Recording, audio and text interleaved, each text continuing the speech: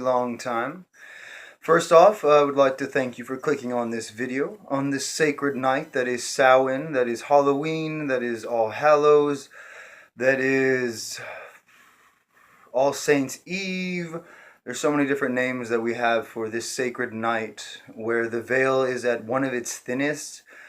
In my opinion, I would say that it probably started around the 28th. That the veil, let me back up a little bit. My name is Miguel. Hi there, y'all. Thank you for clicking on this video. Chances are, if you've clicked on this video or if you're seeing it through Facebook, you're a friend. So hi there, my friends. Hello there, guys. And gals and witches and workers and muggles and all you beautiful spirits and souls. Hello there. I wanted to make this quick video. This is about ancestor veneration. This is about what I personally do on this day. This is about working magic, venerating your ancestors, venerating those that have come before you, your bloodline, etc. So, with that out of the way, a little while ago, you were paying attention, you heard me mention the veil. What is the veil, you might be asking, if you're not too familiar with paganism or witchcraft, because there are a lot of friends that I have that aren't into witchcraft or metaphysics or anything like that. So for those of you that aren't familiar, the veil, the best way that I would describe what that means is we live in planes of existence. Like how we have different dimensions, it would, in my opinion, be like the same thing. We have the second dimension, third dimension, fourth dimension, etc., etc. So these are like planes of existence. And in my opinion, these realms, like we think that this physical world is really solid. But if you know stuff about science, you know that there's no such thing as a solid object, because we know that things are constantly at a constant vibration and movement. Nothing's ever staying still. Even though you think that the table is solid and it's tough and it can't be how would you say that, like broken or anything like that, or that it's a solid. Well, turns out obviously it's just because these atoms are vibrating so tightly together that we perceive them to be a solid piece of matter, when everything is just kind of staying together and the atoms are vibrating super quick. So anyways, the reason why I bring that up is to show, basically not prove, but to show that the veil, or this layer of existence, is thinner than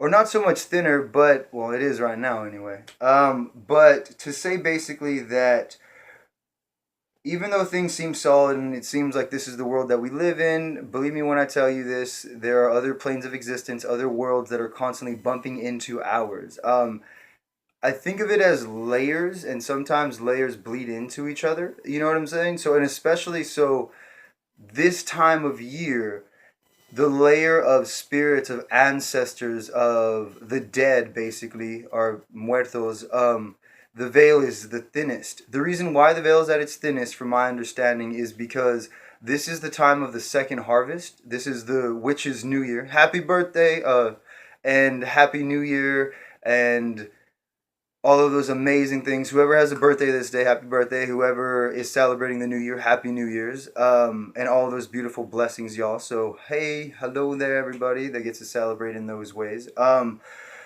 So, basically what this means is it's a time when the departed, the dearly beloved departed, whether that's ancestral kin, whether those were friends, whether those were animals, the loved ones that we loved, that transitioned into spirit or that died physically, this is the time when their level of existence, because they exist, because we know that through science nothing can be created or destroyed, and if you believe in a soul, then the soul didn't get destroyed, it just transformed and transmuted, and it's in another plane of existence.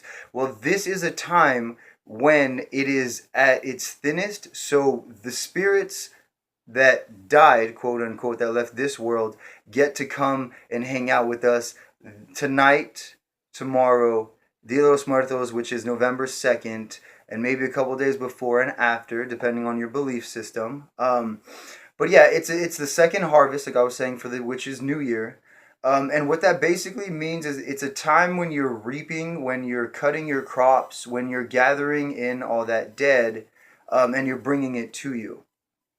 So basically, it goes along that belief structure of like, since it's at its thinnest, since we're bringing in all those dead things, it's, in my opinion, when the veil is really, really thin. And so that reaping in the dead, and also it's the dark, it's the nighttime, it's betwixt and between. It's when we're bringing in the dead, and when you're bringing in the dead crops, but you're also bringing in the dead ancestors to honor and to venerate them. Never worship. By the way, people always talk about like worshiping your ancestors. You don't worship your ancestors. I don't worship a god either, but that's just my belief system. You venerate your ancestors. You give reverence to your ancestors. You exalt your ancestors. You pray for your ancestors.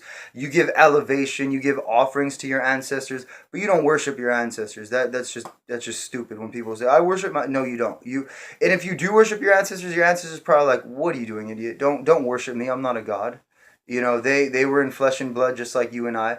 You honor your ancestors because they're the foundation of who you are. Literally, without them, you could not exist. Literally, as we're finding out now, we have ancestral memory, ancestral DNA. We have traumas that are, through science, we're finding out that the traumas that our ancestors faced, whether that was like slavery for Africans, whether that was colonization, aka raping and pillaging of natives or of Chicanos or Mexicans, etc., etc. We're finding that in the DNA, it still contains a trace of that trauma, which would lead us to believe why we have maybe some prejudices, why we have some experiences, fears, phobias, etc., etc. It's in our blood, it's in our DNA. These are the reasons why we hold on to these things or have these phobias or fears or prejudices or discriminatory feelings towards others, etc. These are ancestral. Some of them are learned from our parents in this world. Some of them are ancestral that have just been in our blood for so long, whether it's racism, whether it's colonization, whether it's superiority, whether it's ancestral wisdom, all these, the ancient teachings, etc. Like, these are things that are ingrained and also within our blood and within our body. So all that to say that tonight I wanted to show you on this sacred night the way that I, Miguel, venerate my ancestors, and how you can do something similar to the effect of venerating your kin, your spirits, your ancestors that walk with you, okay? So I am going to first explain what I have on my altar. I'm going to show you the candles, and then I'm actually to honor my ancestors, because I already did my praying. You'll notice that I actually have like a lot of the pictures up, but they're going to be faced the other way because I don't want y'all to see who my ancestors are. You don't need to see that shit anyway. But I'm just going to show you guys little things and point out little things that I have on my altars to give you guys an idea of how you can set one up. And this isn't just once a year. For some people it is. For me, I have an ancestor altar, so I honor them constantly. It's not just a one time a year thing. It's constant. It's, once a week. It's whenever you get a chance. It's in the morning to give honors, to give thanks to your higher powers, and also to the ancestors who came before you, who formed the basis that you were upon. You have to understand as well that your ancestors fought, struggled, went through hardships, went through struggles that we'll never understand because we were blessed enough to not have to go through them. Literally, the home that I'm in right now, my great grandpa built this home. This home, the property that I live on, is been in my family for since 1952. So I got roots. My blood, my kin have been here for a while where I live. And this is a way to venerate, this is a way to exalt, this is a way to honor your blood. Because again, times are hard right now. For example, I live in the home that I live in, and because it's been in my family for so long, we don't pay like the monthly rent and stuff like that. We're blessed enough to where this ancestral home of ours, we just have to pay the mortgage and stuff like that. But it's not where we have to be struggling and next month we might get kicked out, blah, blah, blah. We are blessed enough to where we don't have to go through that. So I want to hurry up and get through this, and then I also want to do 3 readings out of this book that I'm going to show you guys right now because it's already at 10 minutes. I apologize for just talking this whole damn time, but I needed to get these points across. So let us begin. And hopefully, if I remember the whatever tangent that I was talking about, hopefully I can increase the temperature of the device. Okay, let me know that I'm charging my phone while I'm recording this, and it's letting me know that I guess my device is getting hot. So let's get on with it. I'm gonna show you guys what I have on my altar, and then we'll go from there. All right.